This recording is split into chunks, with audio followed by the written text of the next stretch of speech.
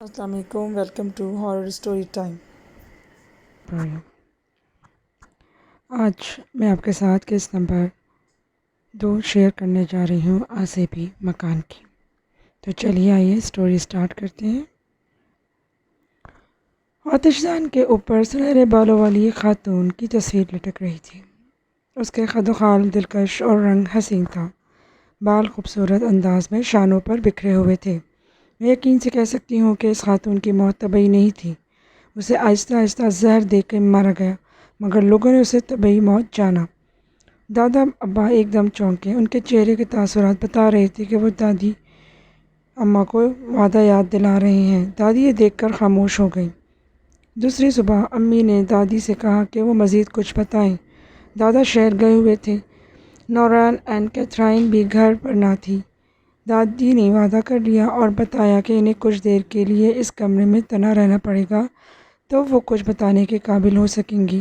وہ اندر چلی گئی اور امی ہال کے باہر بیٹھ گئیں۔ ابتدا میں کچھ دیر کے لیے مکمل سکوت رہا، پھر ایسی آواز سنائی دینے لگی جیسے گندم کے پتے ہوا میں اڑ رہے ہوں۔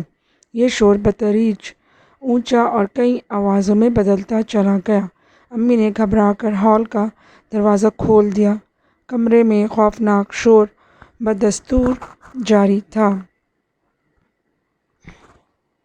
ہوا اتنی سرد اور تیز تھی کہ رونگٹے کھڑے ہو جاتے تھے۔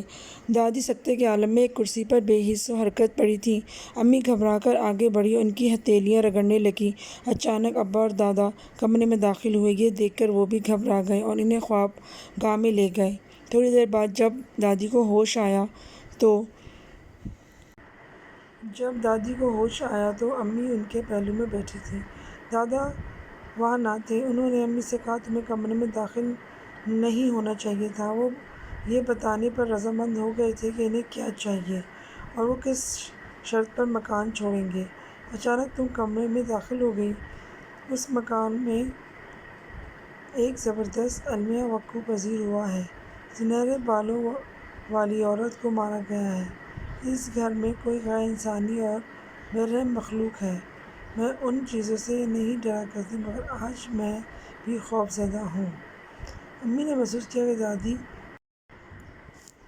کیا کہ دادی اماں کا چہرہ غیر معمولی طور پر زرد ہے اور ان کی زبان بات کرتے ہوئے لڑکھڑاتی ہے۔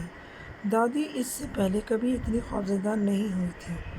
دوسری صبح دادی نے جانے کی تیاری شروع کر دی، کیونکہ رات بھر کوئی انہیں تنگ کرتا رہا تھا اور وہ ایک لمحے کے لیے بھی نہ سو سکی تھیں۔ وہ ہال کمرے کی تصویر کو آخری نظر دیکھنے کے لیے اندر داخل ہوئیں۔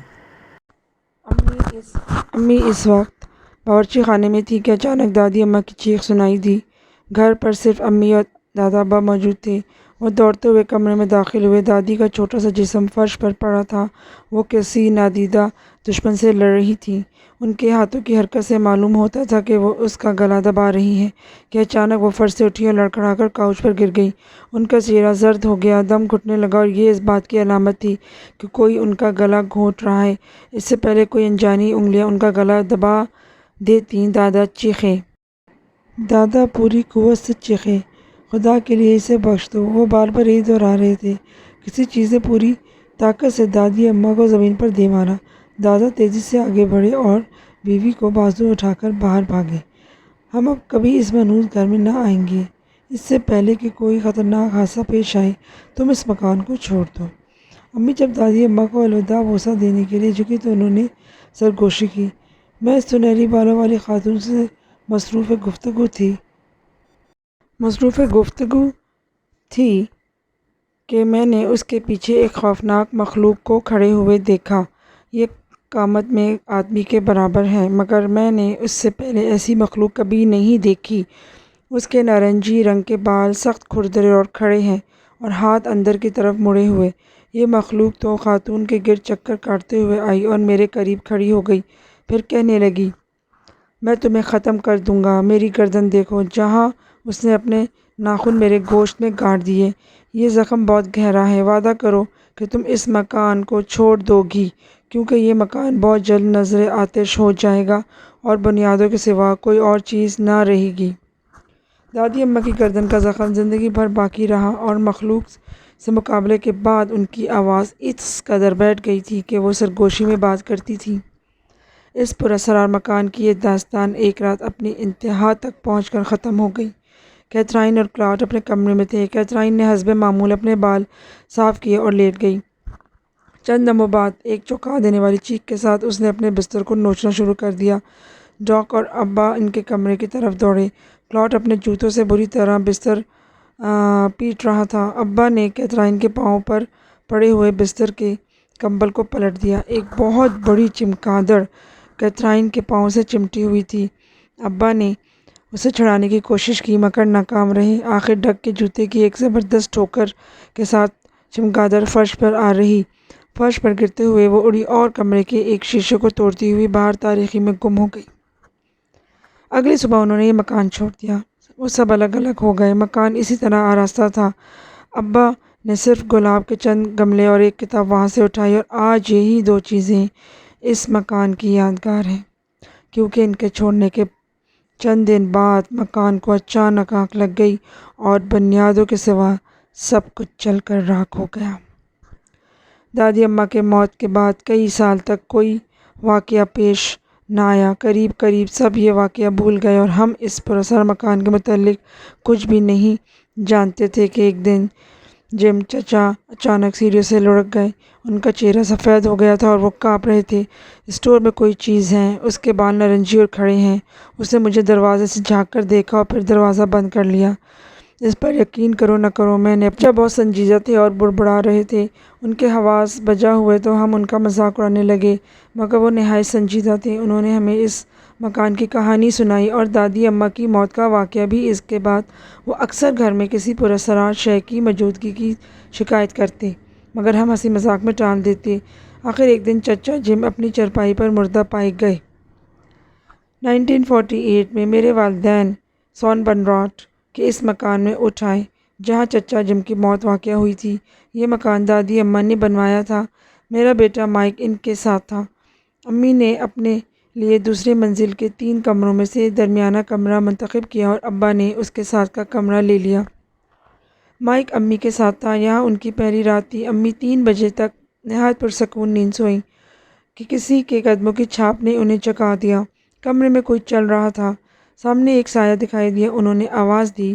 خیال تھا کہ ابا اپنی کم خوابی کی شکایت کی وجہ سے سو نہیں سکے۔ سایہ تیزی سے بستر کی طرف پلٹا اور قریب پہنچ کر انہیں گھورنے لگا۔ ماں کا کہنا ہے کہ چہرہ قطعاً غیر انسانی تھا۔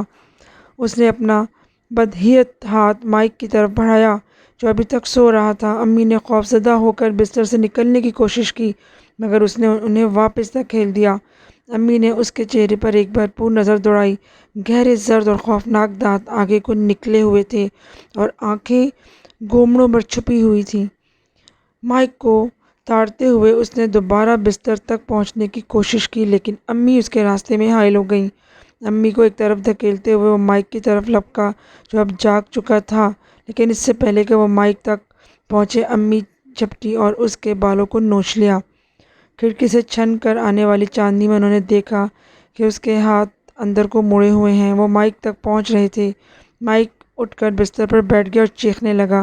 امی نے ایک ہاتھ سے اس پراسرار مخلوق کے مکروہ چہرے پر دھڑا دھڑ مکوں کی بارش کر دی اور بالوں سے کھینچتے ہوئے بستر سے دور لے گئیں۔ وہ ابا کو آواز دے رہی تھیں۔ اچانک امی کے سر پر ایک زبردست چوٹ پڑی اور وہ لڑکھڑا گئیں اور پراسرار مخلوق دوبارہ بستر کی طرف پلٹی۔ امی نے چھلانگ لگائی اور اس کے سامنے آ گئیں۔